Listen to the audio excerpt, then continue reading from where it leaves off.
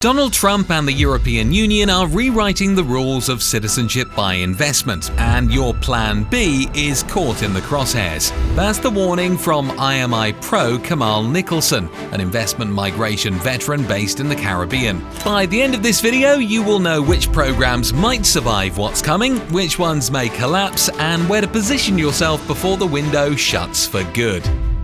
When most people hear the word populism, they picture mass protests, angry crowds, signs in the streets, nationalism in a word. Nicholson makes a counterintuitive point. That is not what is reshaping investment migration. In his view, populism is something quieter and more dangerous to your sovereignty. It's political survival. No prime minister overseeing a Caribbean citizenship by investment program wants to be the leader who lost Schengen visa-free access. No president wants their citizenry blacklisted by the OECD or cut off from correspondent banking by the United States. These are career-ending, reputation-ruining events, Nicholson writes, and politicians know it. That fear is now the single biggest force shaping which programs you can still buy into, what they cost, and the vetting they require. The United States and the European Union, alongside the OECD, hold extraordinary leverage over small island states. He notes, Brussels has spent years pressuring Caribbean nations to overhaul their CBI programs or risk losing visa-free access to the Schengen zone, while Washington can sever correspondent banking relationships at will. Caribbean capitals have no choice but to comply, and the investors writing checks for economic citizenship in these countries absorb the cost of every concession. Nicholson calls this populist constraint. A single CBI applicant with undisclosed sanctions exposure, Nicholson points out, can trigger a diplomatic crisis that cripples an entire country. And one scandal can vaporize visa-free travel for every passport holder, present and future. Small island states do not have leverage in this fight. The EU, the United States, and the OECD, they hold that leverage and they are increasingly willing to use it. That is why Caribbean nations moved together to lock in minimum investment thresholds across the region. That is why they tightened due diligence procedures, introduced biometric checks, and began sharing applicant data with international law enforcement in real time. This is a fear response, Nicholson claims. If you want to understand which programs are most exposed to this pressure, you have to follow the politics, not the marketing brochures. IMI Sovereigns gives you access to a private community of investors and entrepreneurs the world over who discuss opportunities, news, and their next steps openly. You can join at imidaily.com/IMI Sovereigns. So, Nicholson divides investment migration into two eras, CBI 1.0 and CBI 2.0. For decades, citizenship by investment ran on a simple deal. You wrote a check, the government exchanged with you a passport. Both sides asked a few questions because they were both happy. Era CBI 1.0. CBI 2.0, the era we're entering now, in his framework, looks completely different, however. Investment categories are no longer broad and fungible.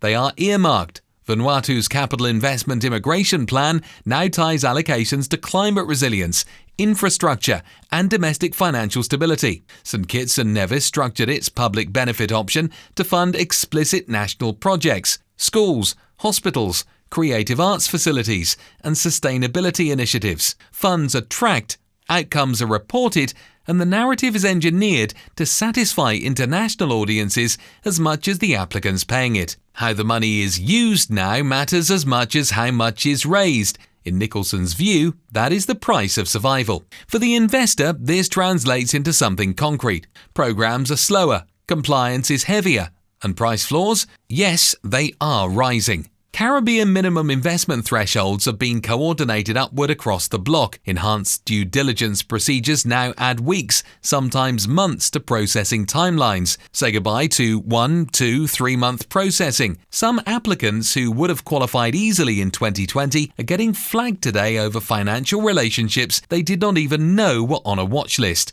The market is becoming smaller. slower, and more selective. For weak operators with shallow due diligence, Nicholson argues this is a death sentence. For credible programs with disciplined governance and international communication lines, it is the opposite. As marginal programs collapse under scrutiny, trust becomes the defining competitive advantage. The survivors will charge more and process fewer applicants, but they will outlast the cycle. So what does this framework mean if you are trying to build a serious internationally diversified portfolio and effective Plan B strategy? In our reading, 3 things change. First, diversification matters more than ever.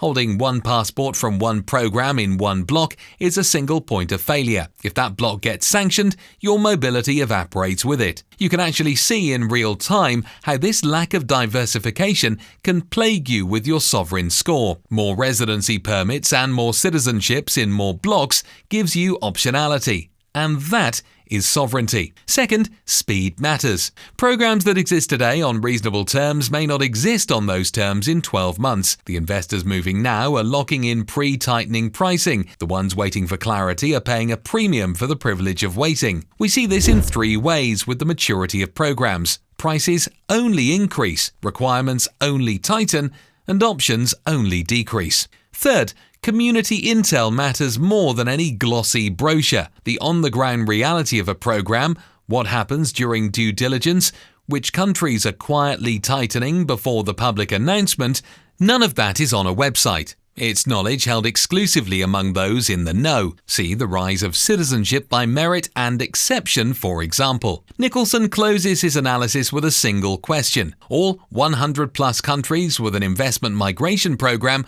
will have to answer in the years ahead. Who does this residency or citizenship unit serve and why?